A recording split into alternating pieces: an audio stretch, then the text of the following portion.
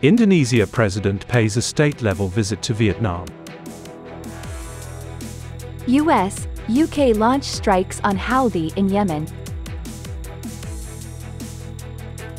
Road project connecting National Highway 7C to Ho Chi Minh Highway will be ready for TET.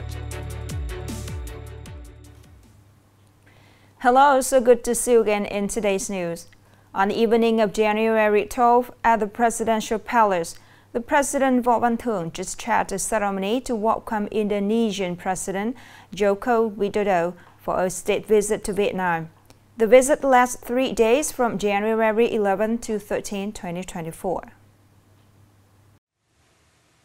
According to the agenda for the visit, after the state welcome ceremony at the Presidential Palace, the Indonesian President Joko Widodo and the Vietnamese President Widodo will hold talks and witness the signing of cooperation documents between the ministries, branches and localities of the two countries. During the visit, the President Joko Widodo will have meetings with the Prime Minister Phạm Minh Chính, National Assembly Chairman Vương Đình Huệ, and have meetings with some typical businesses of Vietnam and Indonesia. The President Joko Widodo's state visit to Vietnam takes place in the context of the positive development of the traditional friendship and the strategic partnership between Vietnam and Indonesia. Vietnam is Indonesia's only strategic partner in Asia. The US and the UK armies has launched attacks against Houthi forces in Yemen in response to the movement's attacks on the ships in the Red Sea in recent weeks. These retaliatory attacks took place immediately after the US Central Command reported that Houthi forces fired anti-ship ballistic missiles from Yemen into international shipping lanes in the Gulf of Aden. US officials said that the US and UK militaries bombed more than a dozen sites used by the Houthis in Yemen in a large-scale response attack using Tomahawk missiles launched from warships and fighter jets. Houthi forces have conducted 27 UAV and missile attacks since November 19, 2023. The Houthis say their attacks aim to end the pounding Israeli air and ground offensive targeting the Gaza Strip amid the ongoing Israel-Hamas. Meanwhile, Ecuadorian President Daniel said that a total of 178 prison guards and administrative staffs are being held hostage by prisoners in prisons nationwide. Speaking to the press, Mr. Daniel Noboa emphasized that the Ecuadorian government will take all necessary actions to rescue the hostages. Previously, Fabricio Colón Pico, the leader of the Los Lobos gang in Ecuador, escaped from prison.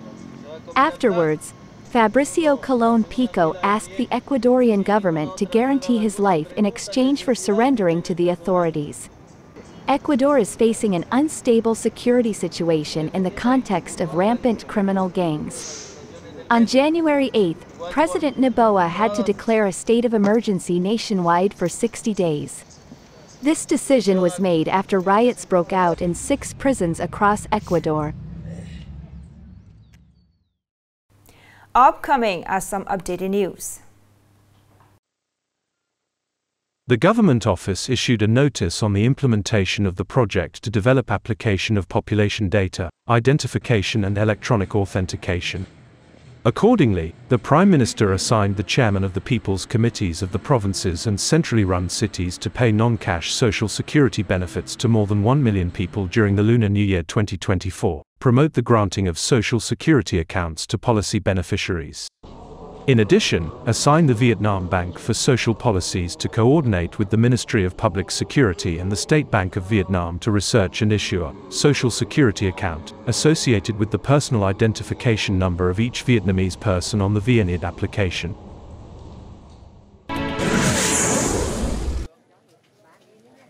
The Center for Overseas Labor has just issued official dispatch number 1064 on coordinating the recruitment of workers under the EPS program, Phase 1 of 2024.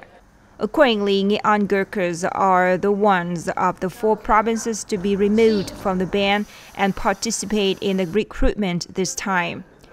In addition to Nghệ An, Gurkhas from 3 provinces like Hà Tĩnh, Hải Dương, Thanh Hóa will be able to participate in the first exam to be selected to work abroad for employment in South Korea.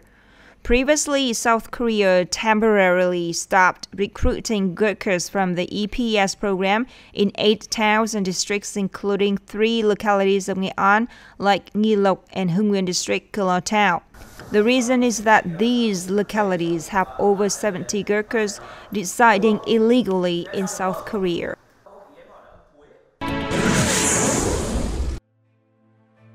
Noon on January 12, the chairman of People's Committee of Tri Lễ Camille, Quế Phong District, Nghệ An Province, Vi Văn Khương, said that the local police force and the family found the 2-year-old girl in the jungle after one day missing. Previously, on January 10th, Mr. Vũ Ba Ye just took his wife and his 2-year-old daughter to his grandparents' house in Hueko village, near Mai Camille. That morning, Mr. Ye and his wife went to a relative's house while the baby just stayed home and played with his grandparents. When he returned, he could not find where his child was. At 3 p.m. on January 11th, the authorities and people suddenly found the baby in the jungle, more than 600 meters from his house. The baby was then warmed, fed, and taken to the Camille Health Station for healthcare check.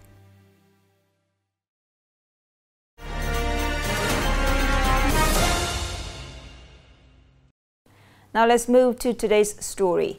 After the entire site was handed over, on the first days of New Year 2024, investors and contractors of the project connecting National Highway 7C from Hoa Sơn and Do Luang Camilles to Ho Chi Minh Highway in Kỳ Tân Camille, Tân Kỳ District are focusing on the progress to meet the deadline earlier than planned in time for the Lunar New Year.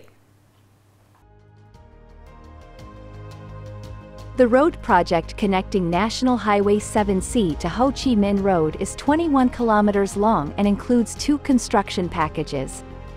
Currently, on the 9 kilometers length, 4 kilometers is completed the asphalt layer 2. Others 300 meters is completed the asphalt layer 1. We will increase 2 production lines to complete the asphalt process by Lunar New Year.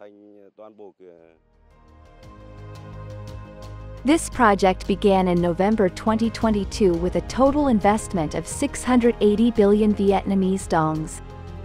The scale is a level 3 plain road. The road base is 12 meters and the road surface is 11 meters wide. When completed, the road will be shortened by 1/3. The road surface will also be much wider than the current National Highway 15A.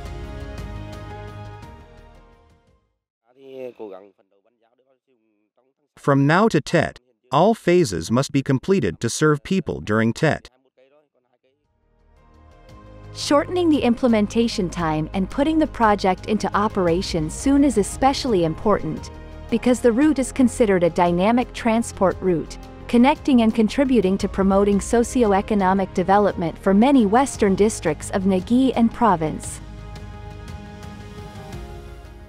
Now it's the end of the show today. Thank you so much for your attention. Goodbye and see you later.